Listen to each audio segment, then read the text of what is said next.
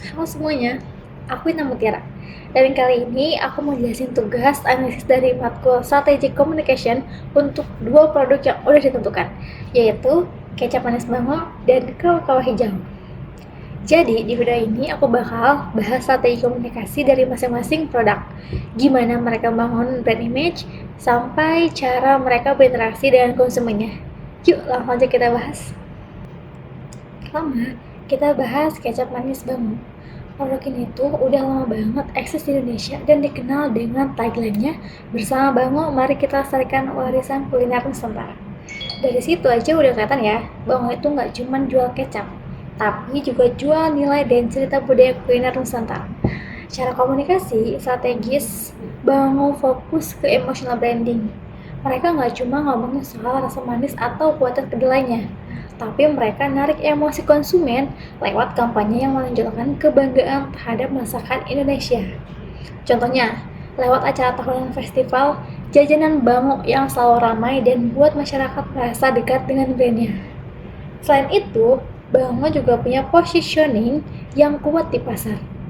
Produk premium dengan bahan alami, pakai kedelai hitam berkualitas.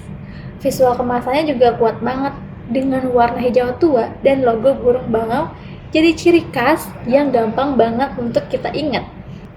Dan kalau kita lihat dari segi komunikasi digitalnya, Bango juga aktif banget di media sosial. Mereka sering ngasih resep, ngeposting resep, tips masakan, dan konten edukatif yang bikin konsumen merasa terlibat. Jadi, bisa dibilang strategi komunikasi berfokus pada community engagement dan storytelling yang konsisten banget. Sekarang kita pindah ke produk yang kedua, yaitu kawah-kawah hijau. Buat yang belum tahu, kawah-kawah hijau adalah minuman fermentasi beralkohol yang terbuat dari anggur hijau. Rasanya segar dan manis, dengan kadar alkohol sekitar 19,8%, jadi termasuk minuman keras golongan B. Biasanya disajikan dingin dan bisa juga dicampur sama soda atau jus biar lebih segar. Tapi penting banget konsumsi kawah-kawah ini harus dilakukan dengan bijak, karena kalau berlebihan bisa berdampak buruk bagi kesehatan.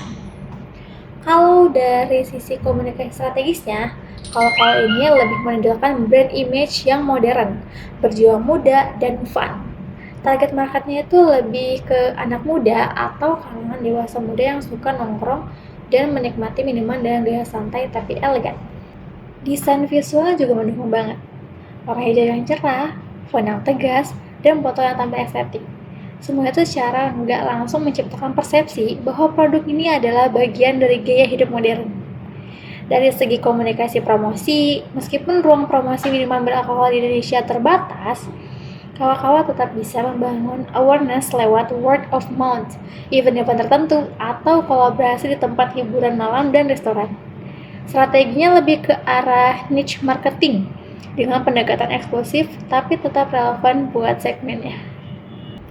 Kalau dibandingin, kecap Bango dan kawah-kawah hijau punya pendekatan komunikasi yang sama-sama kuat, tapi beda arah.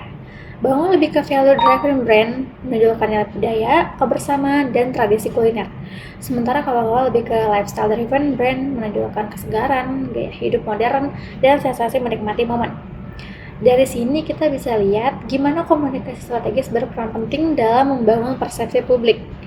Strategi yang baik nggak cuma soal promosi, tapi juga soal bagaimana brand berinteraksi dengan emosi dan nilai yang diyakini konsumennya.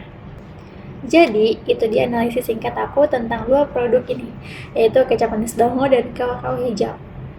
Semoga bisa kasih gambaran tentang gimana strategi komunikasi bisa disesuaikan dengan karakter dan target pasar dari tiap brand. Terima kasih sudah nonton, sampai jumpa tugas berikutnya.